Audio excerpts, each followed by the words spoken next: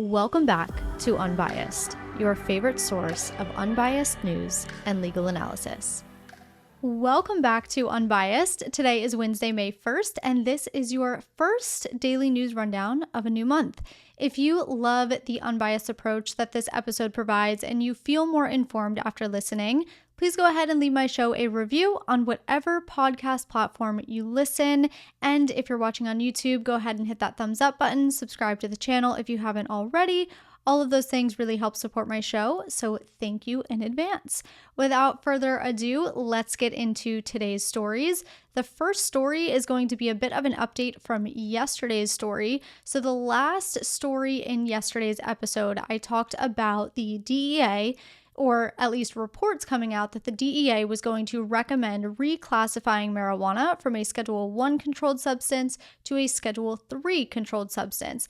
And I talked about why that recommendation is wouldn't be much of a surprise. And I also talked about how a drug's classification is determined, but I didn't talk about arguably the most important aspect of the story, which is what effect a reclassification would have. So let's run through what would change if and when a reclassification rule is finalized. First and foremost, the making, distributing, and possessing of marijuana would still be illegal at the federal level. A reclassification wouldn't come with broad legality because marijuana would still be a controlled substance under the Controlled Substances Act. What a reclassification would mean is less restrictions, because the lower the schedule number, the more restrictions a drug has. The higher the schedule number, the less restrictions a drug has. For instance, let's say if marijuana is reclassified to Schedule 3, certain penalties for some offenses would be reduced. And this is simply because you could no longer be charged with crimes that pertain to Schedule 1 controlled substances when it comes to marijuana charges. And those Schedule 1 crimes or charges carry higher penalties. Instead, you would be charged with a crime that pertains to Schedule 3 substances, which just by their nature come with less serious penalties. So the penalties would change a bit for some offenses, but not all, because when it comes to laws that specifically reference marijuana, rather than referencing drugs by schedule, those penalties wouldn't change. Now, from a business standpoint, moving marijuana to Schedule 3 would allow marijuana businesses to start deducting business expenses on their federal tax filings. And they currently can't do that because Section 280E of the Internal Revenue Code prohibits business deductions for businesses that traffic Schedule 1 or Schedule 2 substances. So once reclassified to a Schedule 3, a marijuana business would no longer fall under that prohibition and therefore be allowed to deduct business expenses on their federal tax filings.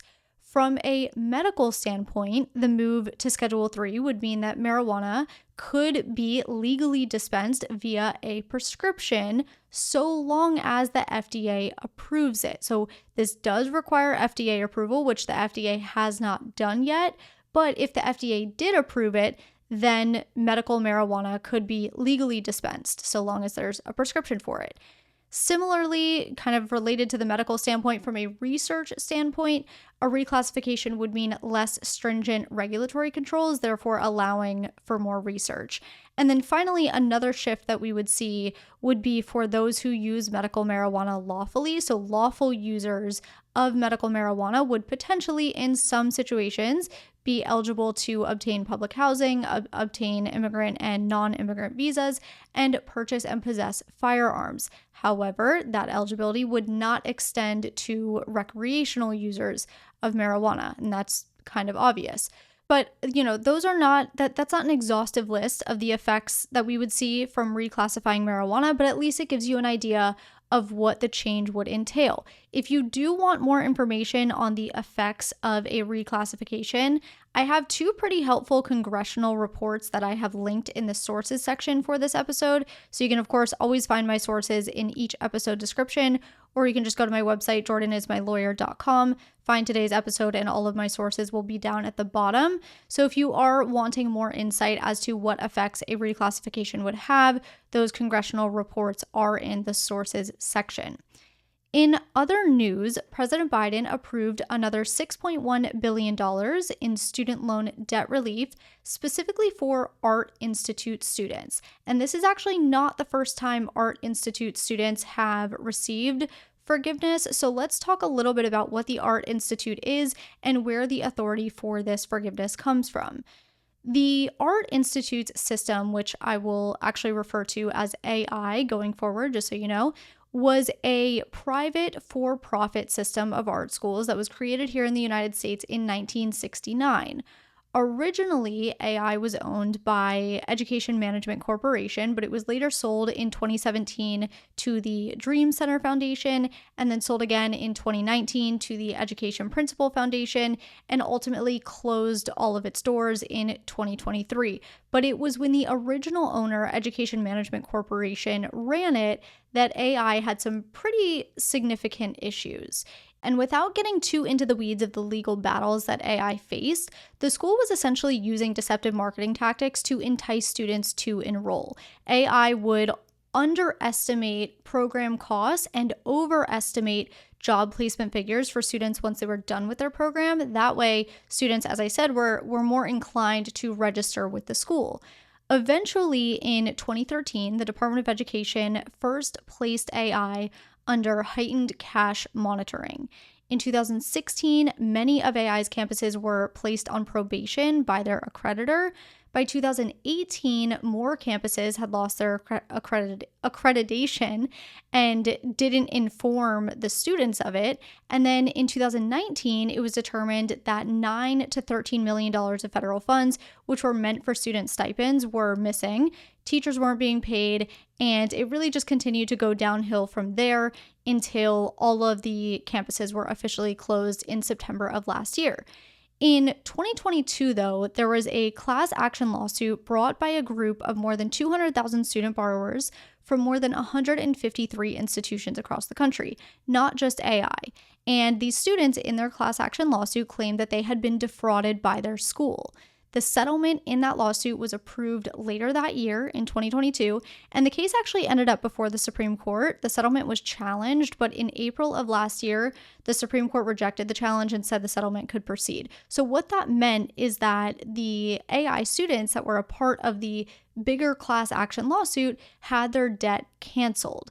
As for the other AI students that were not a part of that lawsuit, specifically students who attended AI between January 2004 and October 2017, this new debt announcement that President Biden announced today applies to those students. And the basis of the cancellation stems from what is called the borrower defense to repayment, which is this legal ground for discharging federal loans. So under this law, if you were the subject of your school's misconduct, you can actually object to the repayment of your loans by filling out a form and telling the government about the school's misconduct. And it's ultimately up to the Department of Education to determine whether an institution engaged in such misconduct so as to warrant the cancellation of your debt. And that is, of course, what happened here today. In total, the relief will impact roughly 317,000 AI student loan borrowers, amounting to roughly $6.1 billion in forgiveness.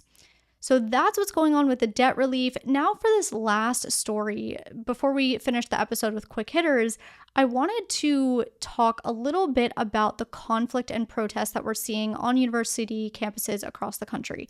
Because I've reported on some of the developments, some of the arrests, as well as some of the negotiations, but I think the part that most of us are interested in knowing is why these protests are happening and what some of the truth is when it comes to the protests. Like, why do some see the protests as warranted but not others? Why do some see the protests as anti-Semitic but not others? That's what I want to answer for you, because I think that's the part, as I said, we're all most interested in, but it's also the part that's not being talked about as much. I will say, if you want a very deep explanation of the history of the conflict, that being the Israel-Gaza conflict, I released an episode on October 12th. It's my most downloaded episode to date, and it'll really give you a ton of history behind this conflict between Israel and Gaza. But for purposes of this episode, I'm going to give you a very, very short synopsis, which is almost impossible to do, but I'm going to do it anyway. And that is that Israelis and Palestinians each feel that they are entitled to the land on which they sit. So the land that makes up Israel and Gaza, Israelis and Palestinians both feel that that is their land. And this sort of sense of entitlement has led to many, many conflicts over the years. But fast forward to present day, Israel has erected a border wall on its side of the Israel-Gaza border, as well as an underground defense system, and Israel has a lot of control over what goes in and out of Gaza. Palestinians call this an occupation by Israel, whereas Israel says that this is necessary to preserve the safety of the people in Israel because of the repeated attacks from not only Hamas, but prior leaders and governments as well. And again, I want to stress that it is nearly impossible to give you the broad scope of this conflict in just a few short sentences. So if you have not listened to that October 12th episode, please go ahead and do that. But to bring it full circle, those who support Palestine, they want to end that occupation. They want to free Palestine.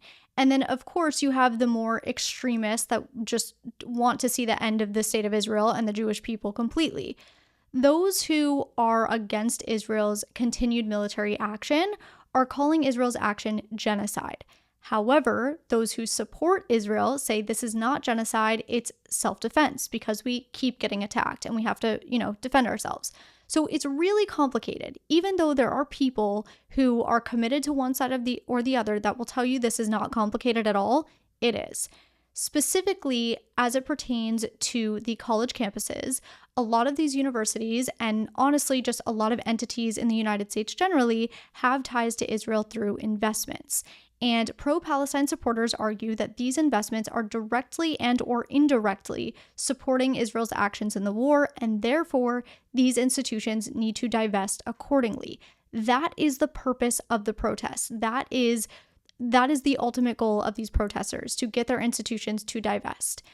Now, as for the chants, the reason I wanted to talk about the chants is because we're seeing a lot of narratives as to whether these are anti-Semitic or they're not anti-Semitic. So I wanted to give you some examples of a few of the chants and run through what each side says about them and where these conflicting narratives are coming from. Because these chants range from peaceful to anti-Semitic. And honestly, you may find some people who tell you that all of the chants are anti-Semitic, but that's just not true. And I'm Jewish, okay? That's me telling you not every chant is anti-Semitic. There are some people out there that are peacefully protesting the continued military action of Israel and the killing of Gazan civilians while also wanting Jews to live in peace and the state of Israel to exist. Just like there are Israel supporters out there who agree with Israel fighting back against Hamas, but don't necessarily agree with the killing of so many Gazan civilians. You can't just take out two buckets and throw people into one of the two because of one particular belief that's held by any given person. That's just not how it works. That's how we are here in America too. There are people all across the political spectrum.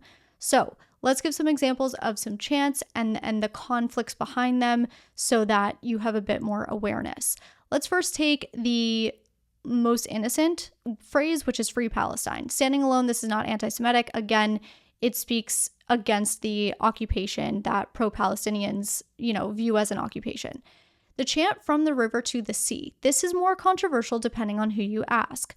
Some pro-Palestinians simply say it's a call for humanity, it's a call for freedom for Gaza. However, with that said, Hamas adopted this phrase from the river to the sea as a call for a single Palestine state on the land that is occupied by Israel and Gaza, meaning the extermination of the state of Israel and all who live there.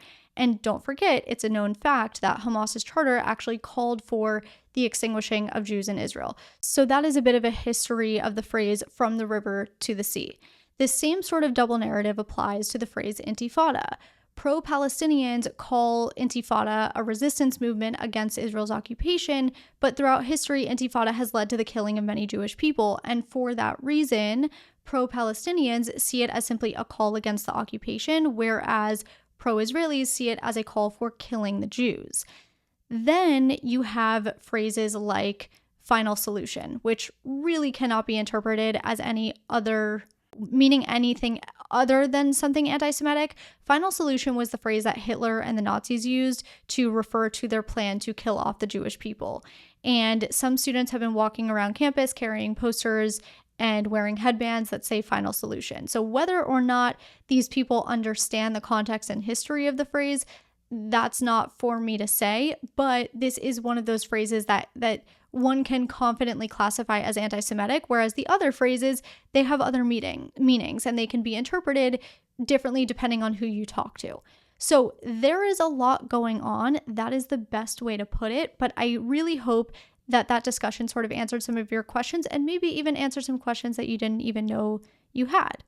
But before we end today's episode, let's touch on some quick hitters. For those that might be new here, quick hitters are short stories, bullet points, if you will, that happened over the course of the day that I think you should at least be aware of, but may not necessarily require a full-on story. Starting off with Representative Majorie Taylor Greene saying that she will move forward with her effort to oust Speaker Johnson from his speakership, despite Democrat leaders coming out yesterday saying that they would fight back against such a motion, and ultimately, if they fight back, that motion would fail. But Majorie Taylor Greene has been pretty steadfast on removing Johnson from the chair due to his tendency to work with Democrats on certain matters. Greene says that Johnson is not the right person for the job, and he has repeatedly betrayed the GOP caucus, most recently with his avoidance of a government shutdown, his efforts to pass a FISA extension, and his recent efforts to pass the foreign aid bill for Ukraine, Israel, and Taiwan. So Greene says she will trigger a vote regardless of the support from the Democrats on her motion next week. More than 24 states sued the Biden administration today over its recent final rule requiring gun sellers to obtain licenses and conduct background checks when selling guns at gun shows and online. I originally reported on this new rule a few weeks ago when it was announced. That is in my April 11th episode, so go check that out if you want to hear more about it. But between the three lawsuits, the various states allege that the administration's new rule exceeds its authority, violates the Second, Fourth, and Fifth Amendments to the Constitution, as well as the Constitution's separation of powers clause, and should be declared void due to the rule's vagueness. This is called void for vagueness. These cases will likely end up before the 5th and 11th circuits and potentially in front of the Supreme Court in its next term. And finally, the Manhattan District Attorney's Office said today that it would retry Harvey Weinstein following the state's high court ruling overturning his rape conviction. This is an update to what the DA's office previously said, which was that if the victims wanted to come forward again, then the DA's office would ultimately retry the case. Today, obviously, the update is that the DA's office will retry the case. That is what I have for you today. Thank you so much for being here. As always, I hope you have a fantastic night, and I will talk to you tomorrow.